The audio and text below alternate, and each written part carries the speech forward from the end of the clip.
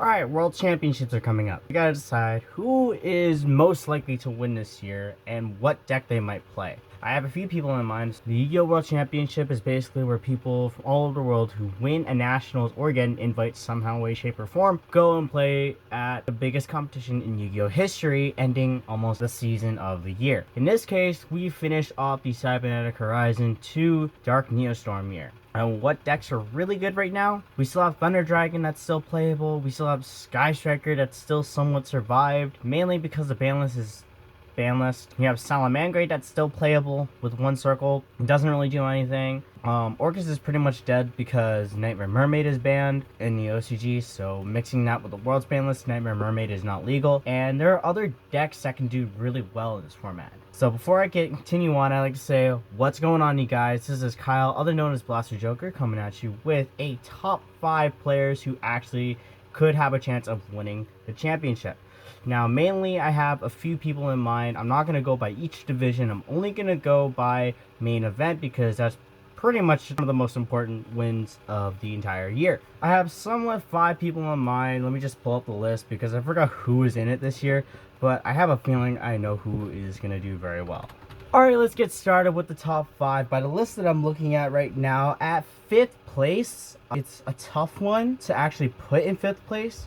Because I already have my number 1, I'm not going to go from 1st to 5th. I'm only going to go from 5th to 1st. I'm going to say our last championship, Cha-Ching Wang from Taiwan. Last year, he won with Trickstar Sky Striker, and the deck is still playable. I have a feeling he's going to play Sky Striker this year. I have a feeling he might play Trickstar Sky Striker still, but with Light Stage is still at 3, Candina's at 2, which really does nothing for the deck. The only downfall is Terraforming's at 1, you have Set Rotation at 1, and you also have your Sky Striker cards that are either semi-limited or limited entirely. As an example, Kagari, Widow Anchor, Engage, and pretty much I think he's still going to play Trickstar Sky Striker. He's just got to amp it up to actually make it playable this format. So I'm going to give number 5 to our previous WCQ winner, or World Championship, Cha-Ching Wang. And I am actually using reference. I have a list of duelists coming up. Duelist right here. Anyway, coming in at number 4, I would say Galileo de Odabalia. The reason why I say Galileo is because he is a 6-time, I believe. I could be wrong. Please message me in the comments below, or leave a comment below how many times this guy has gone to Worlds. He's at least won once, but I believe this is his 6th time competing, which is pretty nuts for a competitor like him. And he's gone pretty much all the time. In terms of decks, I have a feeling he's going to play Salamangreat or Sky Striker because Salamangreat is still playable, and I've seen him play Sky Striker for quite a while. So that's my thought in terms of Galileo de Odabalia. Coming in at 3rd place, I would have to say Jake Quincy. The reason why I say Jake Quincy is because he's done pretty well in the European grind, and he's done pretty well in North American events. As an example, YCS Niagara, he got top 4, which was crazy as it is.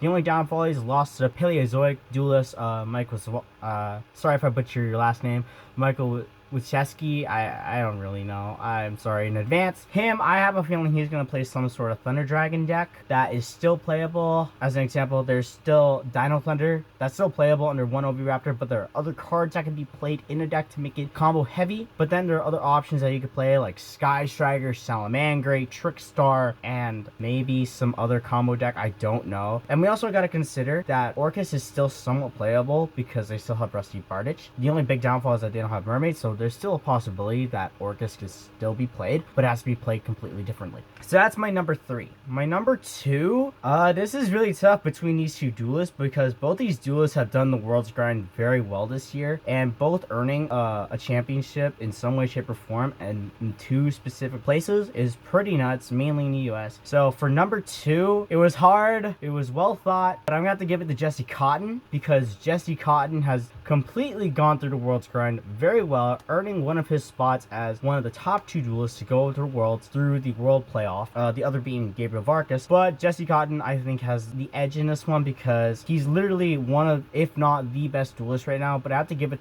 to him as number 2 because this duelist has done very well with this one deck that's only come out last year, and we all know who that duelist is in some way, shape, or form because that's basically a staple deck. But to continue on, going on through the formats with Danger Thunder or some sort of danger or combo heavy deck, Jesse Jesse has done extremely well, making top 64 at the 200 YCS, getting first place at YCS Knoxville with Dangerous Thunder Dragon for the first time in any competition of a YCS, getting second place at least twice now with his team Mare Lair and himself at YCS Sydney, Australia. And there are other places I can name, but I'm not really going to name them all because it would be taking too much time. And there are other places that he played very well with Dangerous Thunder Dragon, and that's pretty much been his staple. But I have a feeling he's going to switch to Sky Striker, but then again, we still have him most likely playing some sort of Thunder Dragon deck because Thunder Dragon is more of a combo deck and it's really good against Sky Striker. But Sky Striker has a bit more of a grind, so that is done pretty well. Alright, before we continue on, I'd like to bring up a couple of honorable mentions as these duelists did really well this year. To start things off, we have Gabe Vargas. Now he's done really well this year, winning YCS Niagara and also doing really well in the World's Grind and topping a couple of events here and there. Another thing too is that he's also earned a spot back into the championship qualifiers through the North American World Championship playoffs, so he has done really well. Another honorable mention I'd like to bring up is Dakota Angeloff, or Cody Angeloff as some of you know him. Now Cody has done really well. Unfortunately at the NA playoffs he was very unsuccessful with the deck choice that he had, but he went into the North American event turning it around and actually winning it by changing his deck. And on the European side we have Raphael Nevin. Now he's done really well and he's played a lot of events and he's done really well in the World's Grind, in which pointing out he actually won YCS Chicago with an out of the blue deck which was never played.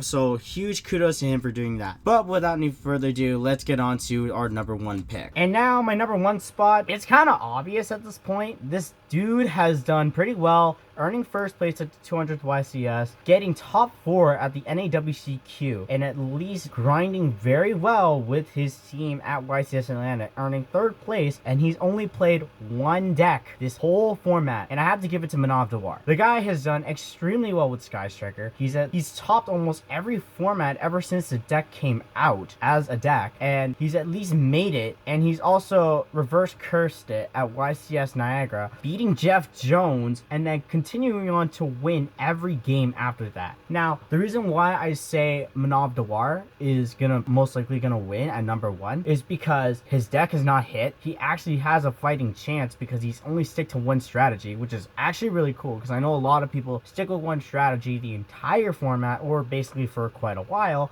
and he actually has topped very well in the past season. In fifth, I have Cha Ching Wang. Fourth, I have Galileo Odebalia. Number 3 is Jake Quincy. Number 2, Jesse Cotton. And number 1, Manav Dewar. That's pretty much my top 5. Thank you guys so much for watching. If you liked the video, feel free to like, comment down below what you like about it, and what you think about my top 5. Again, this is my opinion. I could be completely wrong, but these are the people I think that are going to do really well at the NAWCQ. But without any further ado, this is Kyle. Peace out.